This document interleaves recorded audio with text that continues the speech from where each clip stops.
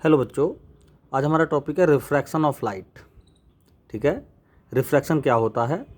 जब लाइट रे किसी एक मीडियम से दूसरे मीडियम में एंटर करती है तो वो अपने पाथ से डेविएट हो जाती है। जैसे देखो, ये जो लाइन है ये इंटर सरफेस है, इंटरमीडियम सरफेस, इसके ऊपर एयर मीडियम है और इसके नीचे गिलास। ठीक है, यहाँ पर इंटरमीडियम सरफेस के ऊपर गिलास और नीचे एयर मीडियम है।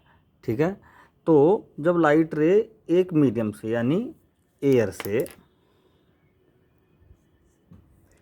से गिलास में एंट्री करती है तो वो सीधी ना जाकर नॉर्मल की तरफ को बेंड हो जाती है। नॉर्मल क्या है? देखो, जिस पॉइंट पर इंटरेक्ट करती है इंसिडेंट रे उस पॉइंट पर ही एक परपेंडिकुलर इमेजिनरी लाइन होती है जिसको हम नॉर्मल बोलते हैं। इस नॉर्मल के रेस्पेक्ट में ही हम इंसिडेंट एंगल को मेज़र करते हैं, यानी इंसिडेंट रे की डायरेक्शन को नॉर्मल के रेस्पेक्ट में। तो इस एंगल को बोलते हैं इंसिडेंट एंगल। तो ये सीधी ना जाकर दूसरे मीडियम में उस अपने पाथ से थोड़ी सी भटक जाती है ये रे, और ये नॉर्मल की तरफ को बेंड होगी। देखो यहाँ पर, तो इस नॉर्मल की तरफ को डेविएट होगी। तो इस डेविएशन ऑफ लाइट को क्या बोलते हैं? Refraction of light. तुमने कभी देखा होगा पानी से भरे हुए गिलास में जब हम पेन को सबमर्ज करते हैं या कोई रॉड स्टिक को सबमर्ज करते हैं तो वो थोड़ी सी टेढ़ी दिखाई देती है। उसका यही कारण है कि लाइट रे अपने पाथ से थोड़ी सी टेढ़ी हो जाती है, डेविएट हो जाती है, तो उसी के अकॉर्डिंग हमें चीज़ें दिखती हैं। तो वो पेन या उस टाइप की कोई और चीज़ हमें टेढ़ी दिखाई देने लगती है। तो यहाँ पर नॉर्मल की तरफ को बेंड हो गई, ये नॉर्मल है, ये लाइन नॉर्मल की तरफ को बेंड हो गई तो डेविएट कह सकते हैं। तो इस डेविएशन को क्या बोलेंगे? Refraction of light. लेकिन इस केस में क्या हुआ? अपने पाथ से डेविएट तो होगी लेकिन नॉर्मल से दूर गई है ये, क्योंकि अब यहाँ पर गिलास से एयर में लाइट रे एंट्री कर रही है। गिलास एक डेंसर मीडियम है, एयर एक रेयर मीडियम है। तो हम ये कह सकते हैं कि जब रेयर मीडियम से डेंसर में जाएगी लाइट तो ये नॉर्मल की तरफ को बेंड होगी या डेविएट होगी, और जब डेंसर से रेयर मीडियम में लाइट जाएगी तो ये नॉर्मल से दूर की तरफ, है ना, ये डेविएट हो जाएगी। इस फिनोमेना को बोलते हैं रिफ्रैक्शन ऑफ लाइट। अब हम मैथमेटिकली इसको हम एक्सप्लेन भी कर सकते हैं कि ये ऐसा क्यों होता है। इस केस में नॉर्मल की तरफ को बेंड हो रही है लाइट और इस केस में नॉर्मल से दूर को हो रही है। तो इसका मेन रीज़न है relative refractive index of medium. ये मीडियम की एक प्रॉपर्टी होती है। According to Snell, scientist Snell ने क्या बताया कि ये जो इंसिडेंट एंगल है इसका जो साइन है, साइन आई, वो डायरेक्टली प्रोपोर्शनल होगा साइन आर के। ठीक है, यानी ये एंगल जैसे जैसे हम आई को बढ़ाएंगे वैसे वैसे आर भी बढ़ेगा। ठीक है, sine i directly proportional to sine r. अब साइन आई बराबर एन, ये कांस्टेंट लगा दिया, इनटू साइन आर। एन क्या है? Refractive index of medium. तो एन को लिख सकते हैं हम साइन आई अपॉन साइन आर। ठीक है, एन क्या है?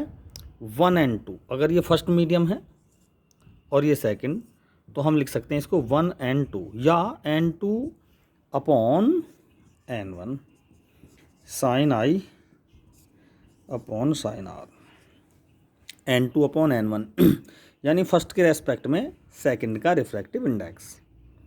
ठीक है, फर्स्ट क्या है? एयर। एयर के रेस्पेक्ट में गिलास, n2 क्या है? गिलास, गिलास का रिफ्रैक्टिव इंडेक्स, हम इसको लिख सकते हैं। अच्छा, एयर का जो रिफ्रैक्टिव इंडेक्स होता है, एयर के रेस्पेक्ट में जो जितने भी रिफ्रैक्टिव इंडेक्स होंगे उनको हम एब्सोल्यूट रिफ्रैक्टिव इंडेक्स बोलेंगे। ठीक है, क्योंकि एयर का रिफ्रैक्टिव इंडेक्स जो होगा उसकी वैल्यू होती है 1। तो n2 अपॉन n1 साइन आई अपॉन साइन आर। देखो, यहाँ 2 से एक्चुअली गिलास को रिप्रेजेंट करें और 1 से एयर को, तो हम एन अपॉन एन एयर बोलेंगे इसको। ठीक है, साइन आई अपॉन साइन आर, या A N G is equal to sine I upon sine R. ये तो स्नेल लॉ हो गया। अब हम बात करेंगे कि भाई ये फर्स्ट केस में तो नॉर्मल की तरफ को बेंड हो रही है लाइट, और सेकंड केस में नॉर्मल से दूर को जा रही है लाइट। इसका रीज़न क्या है? तो ये जो हमारा रिफ्रैक्टिव इंडेक्स है एयर के रेस्पेक्ट में गिलास का है यहाँ पर, और यहाँ है गिलास के रेस्पेक्ट में एयर का। ठीक है, जब एयर के रेस्पेक्ट में गिलास का है तो वही तो ANG हो गया। तो ANG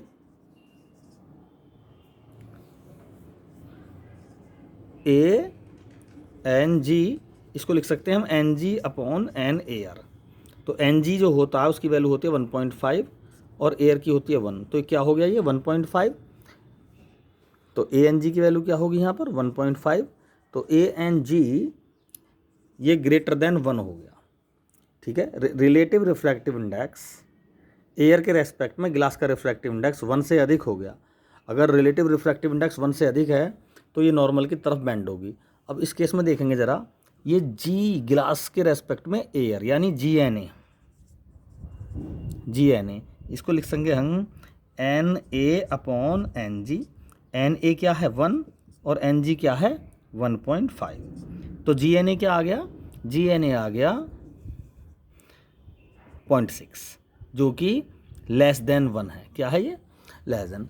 यदि refractive index relative refractive index 1 से कम है तो उस केस में लाइट रे नॉर्मल से दूर की तरफ क्या होगी? बेंड हो जाएगी, डेविएट होगी।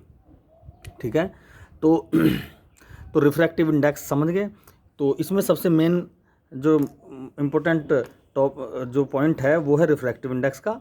तो रिफ्रैक्टिव इंडेक्स ही वो इंडेक्स है, वो प्रॉपर्टी है जो लाइट को कितना डेविएट होना है, किधर डेविएट होना है, उसको डिसाइड करती है। ठीक है, तो रिफ्रैक्टिव इंडेक्स ये करैक्टरिस्टिक प्रॉपर्टी है मीडियम्स की। ये क्या करती है? लाइट को कितना डेविएट कराना है हमें दूसरे मीडियम के रेस्पेक्ट में, लाइट की डायरेक्शन में कितना चेंजिंग करना है, तो ये रिफ्रैक्टिव इंडेक्स जो प्रॉपर्टी है ये डिसाइड करती है।